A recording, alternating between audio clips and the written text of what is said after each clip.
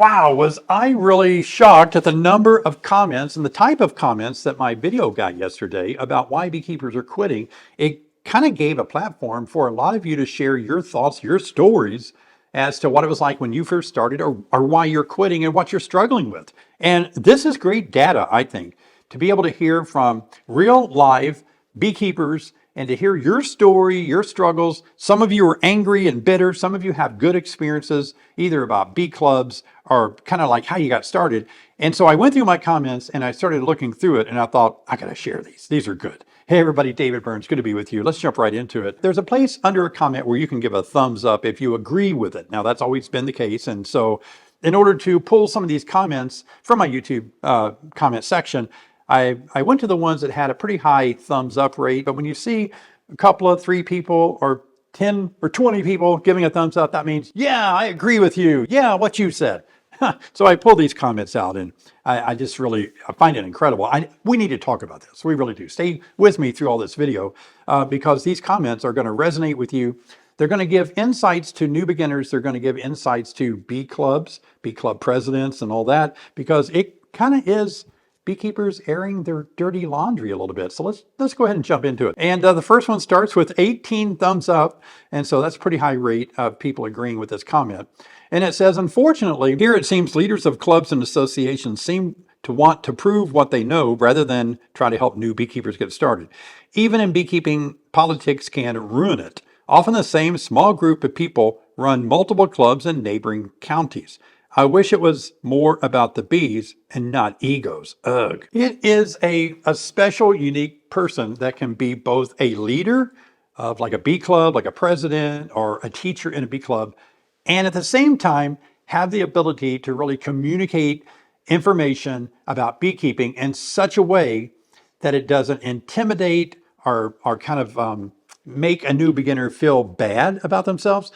Because, when you're teaching and you're presenting beekeeping, it's something that I think can be challenging in how you communicate it to a new beekeeper. And I think I struggle with that. I think we all struggle with that that's been in beekeeping a long time. I can totally understand that when I'm speaking to new beginners, I have to force myself to remember they may not know what you call a frame. They may not understand the terminology and the glossary of beekeeping. And so I have to keep telling myself, okay, I've got to explain things more thoroughly. But sometimes there are those in beekeeping clubs, and they do have an ego problem because ego is strong. Now, this isn't just beekeeping clubs. This is everywhere. Come on. Any kind of club, let's face it, we choose leaders who we feel are going to lead, who are strong, right? You want humble leaders, but you want a strong enough leader that can get things done in your club, whether it's a fishing club, a beekeeping club. We pick people that we know are outspoken, that know a few things and can get the ball moved downfield better. And so as a consequence of that, there are negative sides of that. Sometimes that leader doesn't always have a very humble approach to it, and they do kind of puff up their chests and they do tell you what they think and where you're wrong, and maybe they're not sensitive to new beginners in the club. So there's a delicate balance there. And let's face it, there are people in bee clubs that have been there a long time. And like you said in your comments here, sometimes it's the same small group of people doing the same things and throughout different, areas of the county. I think you said different neighboring counties. And that's true too. I've seen that also. It's just sometimes can be a good old boys club. And that has been that way forever. And it's not just beekeeping, it is everywhere. Having said that, don't leave me yet, because I do want to say that I've been a part of a lot of clubs that are really doing a great job. They have it figured out. They're doing super. And by the way, I want to get some club presidents on my live stream. I want to interview you. I want to talk about this. I want us to dig deeper into this because we can't solve problems unless we come face to face with them. And we're not going to be able to really attract new beginners into beekeeping, and we're not going to be able to retain beekeepers if we don't hear from them and realize that there's something that's going on here that we're lacking. It is a little challenging when you've been in it for a long time and you're the club leader, the teacher, the president, or whatever, to be able to break it down real simple and go to that level and start talking in terms that you're speaking to somebody that has no idea about anything. It's so easy for all of us to get into that. So I appreciate the comment. This comment has 9 thumbs up, and this is more about finances, I think. The answer is there is no return on investment for the average small beekeeper. My 5 hives lasted through the winter and easily have $800 per hive invested through all last year. And that's a good point to make as well. Beekeeping is, for the most part, a hobby. It really is. Most people start beekeeping as a hobby. So it's not bread, it's not water, it's not, essential things that people have to have or be a part of. And that's the thing. All hobbies are going to cost us money. I know a lot of people feel that beekeeping is expensive. I saw other comments where people said, a package of bees costs $150, a nuke costs $200. But hey, have you not gone to the grocery store later? Oh my gosh, there's just 3 of us living at home now, and the groceries are crazy out there. I mean, so everything is going up. And so I don't see how anybody could really stay in the beekeeping business and keep a 1980 price of all the things they're doing, because no one else is doing that. Everything else is going up in the world that we live in. And it's hard. It's not easy for people anymore. That's why I'm saying it's a hobby. And if you can afford, if you're able to have extra money to invest in a hobby, spending money to have fun with, if you're that person, well, then it's going to cost that much money, and that's what your hobby costs. But if you're really trying to scrape by, beekeeping you can do it in beekeeping, but it's going to be a little tougher. You're going to have to make a decision. Is this a hobby that I want to put money into? Here's another comment, very interesting, 8 thumbs up. The more I fail at beekeeping, the more determined I get to succeed. They are so amazing to work with. Oh, that is so true. That's a good attitude, by the way, too. The more that we fail, the more we are determined to succeed. Now, that's a special personality, maybe. That's a special, approach to beekeeping.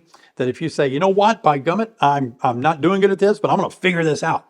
I think some people can do that. Not everybody. Some people get discouraged and quit, but there are some people that the more they fail at something, the more they're going to dig their heels in and succeed at it. And so thanks for sharing that. A lot of people agreed. Here in the UK, the most popular reason I hear for beekeepers quitting is back problems. Well, back problems are serious, no fun. And those of you that are struggling with back problems, the pain is terrible. It's very hard to find the proper fix, often the surgery or medication and all. So I sympathize with those of you that have back problems. I have gotten by so far escaping back problems as a beekeeper. I have them occasionally, the strained muscles and all, but nothing really permanent. My wife, on the other hand, severe arthritis in her back, and big problem, really hard for her. So I understand that's a tough thing. But the way that you word it here, Paul, is interesting, because what you're really saying is people stay in beekeeping in the UK long enough to get back problems. So that's interesting too. I hope that's the case. As you get older, you're not really having the flexibility or the strength sometimes in your back or your muscles. So these back problems show up more. So maybe it means that people in the UK are keeping bees longer and they quit just because they get tired of lifting up big, heavy boxes. Now, I believe this final comment really summarizes everything about this debate that we've been talking about, why beekeepers are quitting and if bee clubs are missing the mark. Great comment, got 13 thumbs up. Here we go. Whilst I'll agree with most of what you said, David, those intro to beekeeping courses might not be doing a bad job. Their jobs are to give people the realism of the hobby so people know what they're getting into. If someone comes out of the course well-informed and decides it isn't for them, then the course has educated someone about bees but informed them enough to help them come to an informed decision that the hobby isn't for them. Then again, the course could be rubbish. You never know. So sometimes if the information isn't being presented well or with the right personality, then nobody wants to do it because it all sounds boring. The speaker was boring. The whole subject is boring. Beekeeping is boring. That's what I'm saying. Get the right person up there. Look, there are some people that can sell you swampland in Arizona. So, that's just the way it is. There's always this type of tension and struggle, but the way that you worded it, I totally agree with. And I don't know if I stressed that well enough yesterday, so I want to back this train up a little bit and say this. True. If you go to a beginner's class and it's a good presentation, it's clear, and they have a good balance between the good, the bad, the pretty, and the ugly, and you decide you don't want to beekeep once you hear the whole picture, good. It was a good class.